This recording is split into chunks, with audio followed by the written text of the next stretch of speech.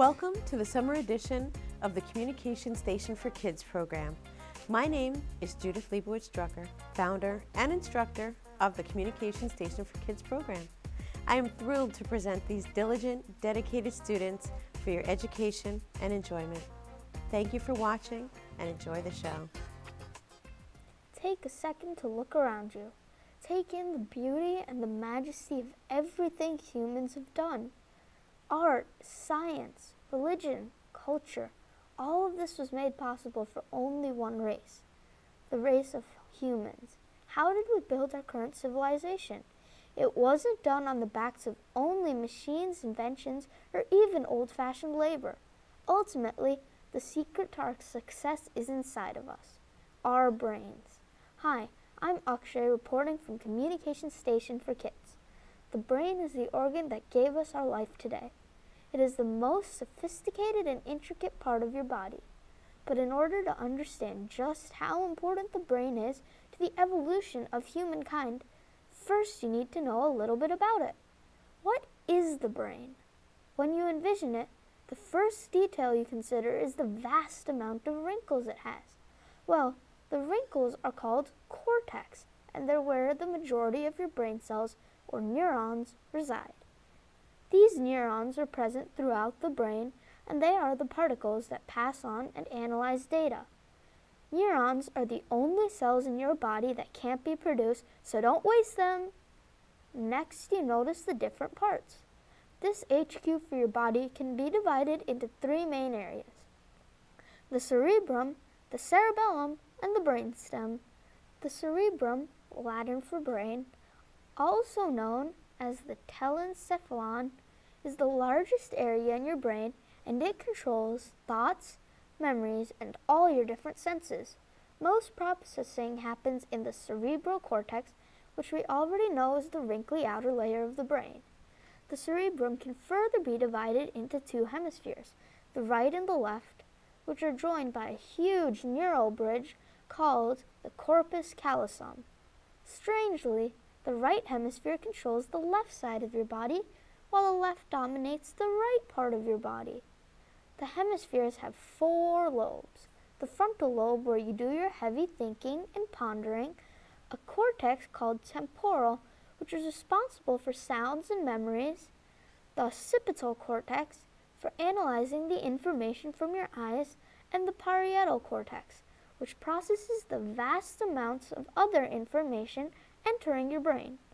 The cerebrum is clearly the most advanced part of our brain and the principal difference between humans and all our cousins in the animal kingdom. The cerebellum is a smaller part of the brain located right under the cerebrum. It is responsible for fine motor coordination and therefore controls posture, balance, etc. The cerebellum is also divided into hemispheres, and those are, again, divided into lobes. But each hemisphere consists of only two of these control centers. The anterior, or front lobe, is called the paleocerebellum and connects through the spinal cord to the muscles in your body which regulate posture. The back lobe, or posterior, is called the neocerebellum and plays an important role in coordination. The cerebellum receives input from muscles and nerves throughout your body, and it is a primeval part of all creatures. It is a fundamental part in any body and is absolutely necessary for survival. As many people know, nerves are the key to the nervous system. Look at the title, nervous system. The word nerve is right in the name. Nerves are like your body's messengers. They relay information from everywhere in your body straight to the brain. And this is where the spinal cord comes in. Picture a bunch of tiny streams working their way down a mountain. As they progress, they join more and more streams until you have a much larger stream going down. Suddenly, the collective stream reaches a huge river so wide you can't see the end of it. That is what the spinal cord is. It's your body's main neural highway where information from pretty much everywhere collects to go straight to the brain. And that's why we have a brainstem. A brainstem is the connection point between our spinal cord and brain, like the delta of a river. It passes on incomprehensible amounts of info to the other parts of the brain, which then analyze and process. After understanding what is going on, the other parts relay commands based on the data they have received. The commands then go back through the brain stem, down the spinal cord, to the nerves waiting for instructions. Once the command is received, the nerves carry out their orders and reshape the body accordingly. Of course, all of this happens at the unimaginable speed of light, usually. The brainstem also controls neurological functions necessary for survival, like breathing, digesting, and respiration. So it's quite obvious that you can't live without a brainstem. Besides dividing the brain into those three parts, you can also classify the brain based on what time the parts develop. The oldest part of your brain is called the hindbrain, and it is the part we share with all animals and reptiles. It is also the most primitive, basic part. It includes the spinal cord, which we know is our body's superhighway, the medulla oblongata, the part of our brainstem that controls necessary functions like breathing, digesting, etc., and the entire cerebellum. The limbic system is a much newer part of the brain that first evolved in primates. It is where emotions reside and memories begin, and the two combine to mark behaviors as good or bad. To put it in simpler terms, the limbic system basically marks data as agreeable or not. It includes the hippocampus, which is an important part for storing memories, the hypothalamus, an incredibly busy part which monitors your sleep cycle and all of your urges to drink and eat, and the thalamus, which is the biggest relay station in your entire brain. The newest part of the brain, and the most inherent to human nature, is called the neocortex. This part is basically your entire cerebrum. Although very intelligent animals like dolphins and certain primates share this part with us, humans have the largest neocortex of all creatures and are therefore able to envision and understand the highest of ponderings. Although there are other incredibly important organs in the body, such as the heart and lungs, that we absolutely cannot live without, the brain is the most advanced, complicated, and intriguing part of our body.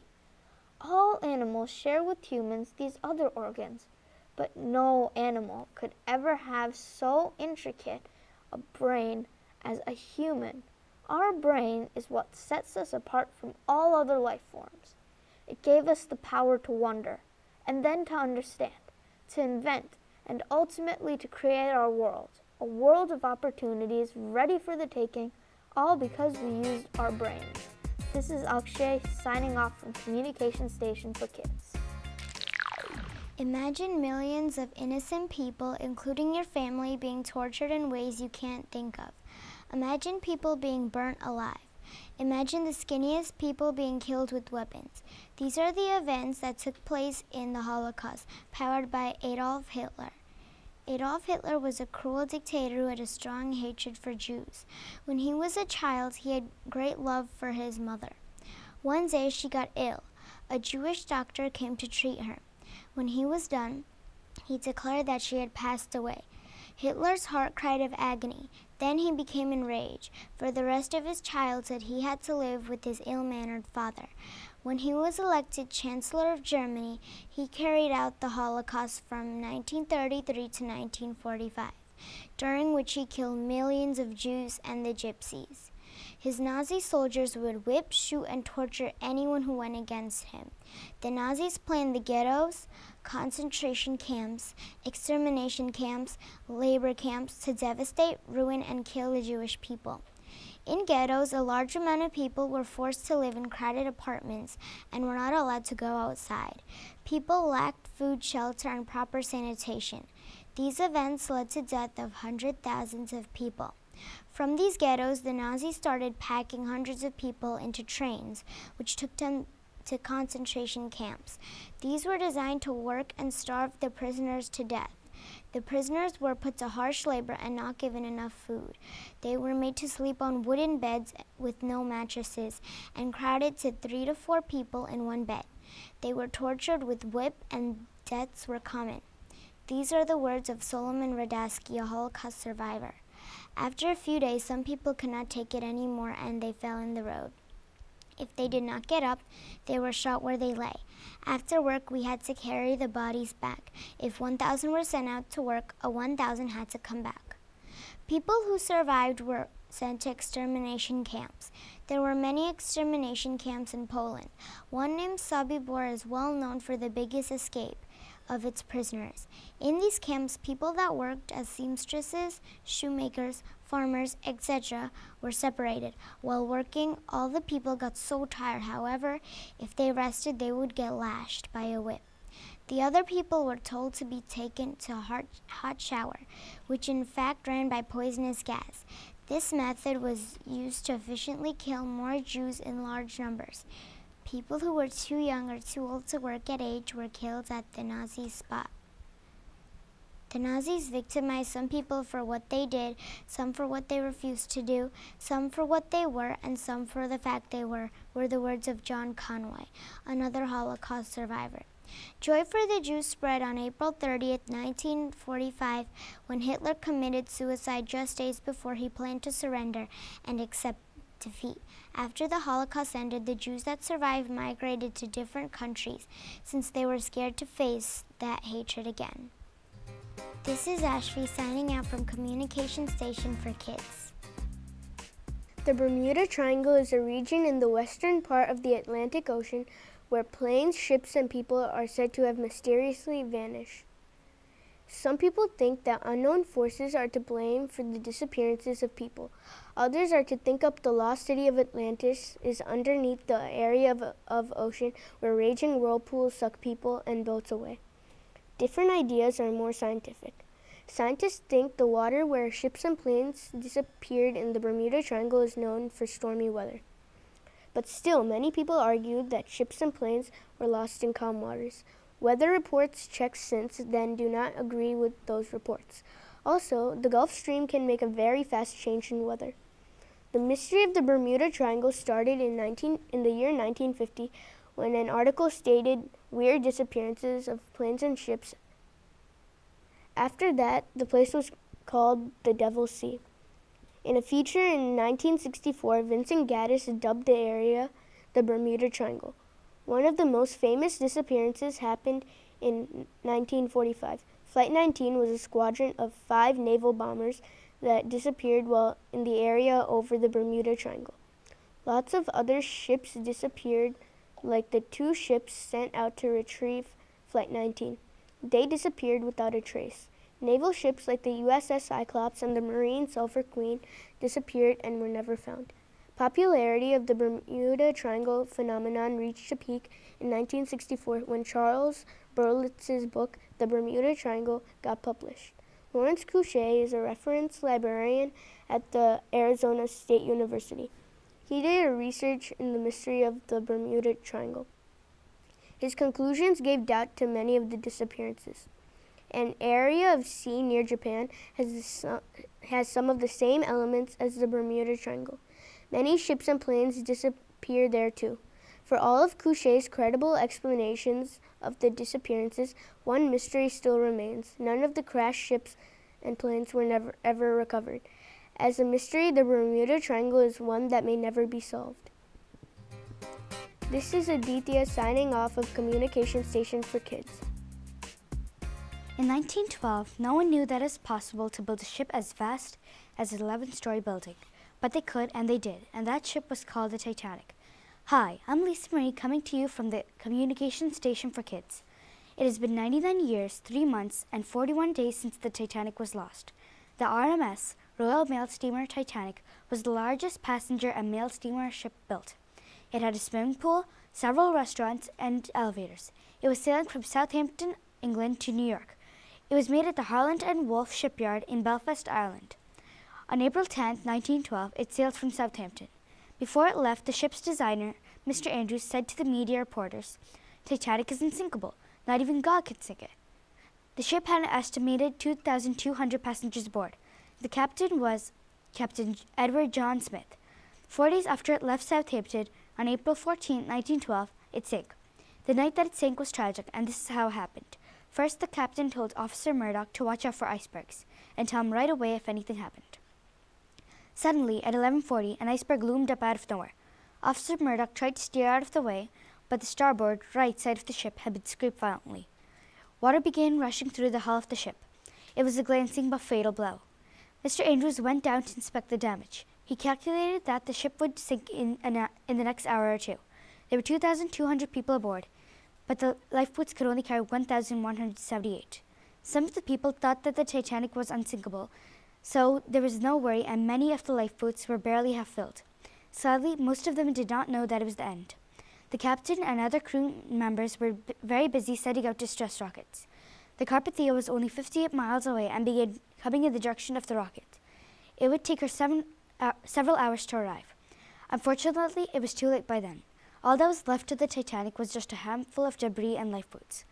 3 days after the Titanic sank, the Carpathia arrived in New York with only 705 passengers aboard. More than 1,500 died. The Titanic was found by Dr. Robert Ballard in 1985. Here's a strange fact or thought about the Titanic. This was before the Titanic was even made in 1898. It was a story by Morgan Robertson called Futility. It was about a ship named the Titan that sinks on its very first voyage, and many of its passengers die because there are not enough lifeboats. There was supposed to be a lifeboat drill held on April 14, 1912, but for reasons unknown, it was cancelled. If it did happen, perhaps more lives could have been saved. The fourth funnel on the Titanic was a fake and just for show. Also, on April 17, 1912, a ship was sent out to look for bodies. It found 328 bodies, but 119 were too damaged to take on board, so were buried at sea. Overall, a lot of things happened that night, a night to remember. This is Lisa Marie signing off from Communication Station from Kids. Many scientists say that there is global warming. Some say there isn't. Some think that carbon monoxide, caused by pollution, is causing the Earth to heat up slowly.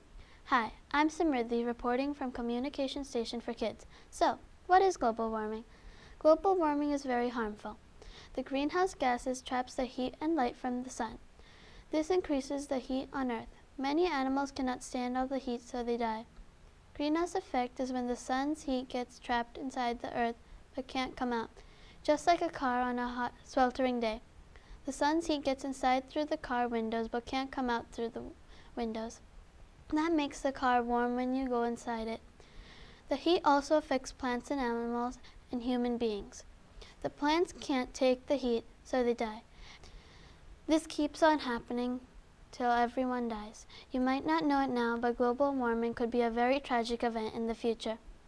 Global warming affects all of the life and nature. It makes the ocean rise, and when it rises, it covers the islands and people. The people drown and die.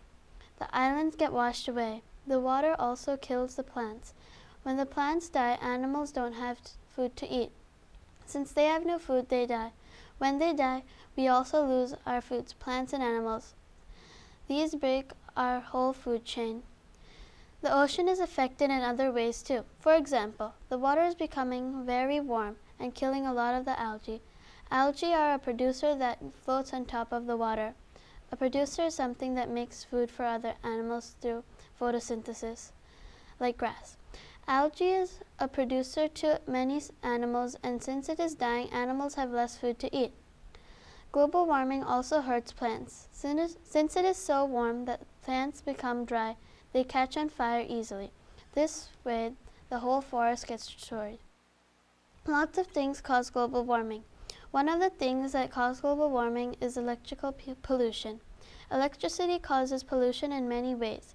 Most of the time, fossil fuels are burned to make electricity. They are made out of dead plants and animals. Some examples of fossil fuels are oil and petrol. Lots of pollutants, chemicals that pollute the air, water, and land, are sent into the air when fossil fuels are burned. Most of these chemicals are called greenhouse gases. Kids can help stop global warming too.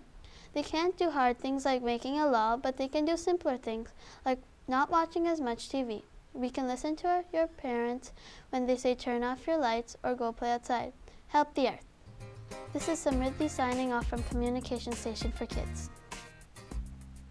Have you ever thought that you could do jumps and flips and other tricks on a bicycle? Well, you can if you learn how to.